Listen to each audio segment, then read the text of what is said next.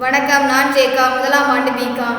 பசுமை தமிழகம் இயக்க வாயிலாக 2.24 கோடி பனை விதைகள் நடவு. பசுமை தமிழகம் இயக்கம் வாயிலாக 2.24 கோடி பனை விதைகள் நடவு செய்யப்பட்டுள்ளன என வனத்துறை அதிகாரிகள் தெரிவித்துள்ளனர்.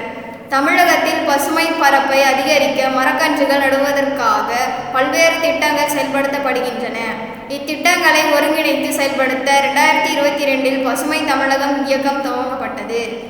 இதன் வாயிலாக தமிழகத்தில் வனப்பகுதிகள் மட்டுமின்றி காலியாக உள்ள அரசு மற்றும் தனியார் நிலங்களிலும் மரம் வளர்க்கும் பணிகள் முடக்கிவிடப்பட்டுள்ளன. இது குறித்து வனத்துறை அதிகாரி ஒருவர் கூறியதாவது: தமிழகத்தில் பனை வளர்ப்பு என்பது பாரம்பரியமாக நடந்து வருகிறது.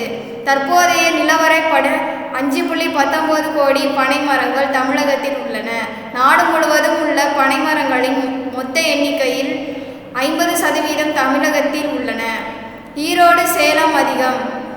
இந்நிலையில் பசுமை தமிழகம் இயக்கம் வாயிலாக 2.24 கோடி பனை விதைகள் 16,600 தன்னார்வலர் வாயிலாக நடவு செய்யப்பட்டுள்ளன. பெரம்பலூர், திருச்சி, புதுக்கோட்டை, அரியலூர், திருப்பத்தூர், சிவகங்கை, ஈரோடு, சேலம், நாகப்பட்டினம் மாவட்டங்களில் அதிக அளவில் பனை விதைகள் நடவு செய்யப்பட்டுள்ளன. இவை நடப்பட்ட இடங்கள் ஜியோடேக் முறையில் தொடர் கண்காணிப்புக்கு உட்படுத்தப்படுகின்றன. இதனால் பனை விதைகள் வளர்ச்சி குறித்த விவரங்களை ஆவணப்படுத்த வாய்ப்பு ஏற்படும்.